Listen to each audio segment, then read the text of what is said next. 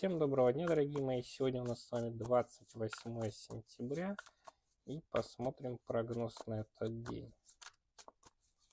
Итак, самореализация и карьера. Император. Сегодня, если беретесь за какое-то дело, то это может быть успех в работе, в трудах, в продвижении интересов, может быть успех и развитие ситуации. Личная жизнь. Шестерка монет. Сегодня стоит вкладывать деньги в отношения, дарить подарки, проявлять инициативу, и тогда будет хорошая отдача от партнера. Дела с людьми. Восьмерка пентаклей. Старайтесь сегодня иметь какие-то прагматичные, ответственные дела, отношения с людьми, тогда будет хорошая отдача от них.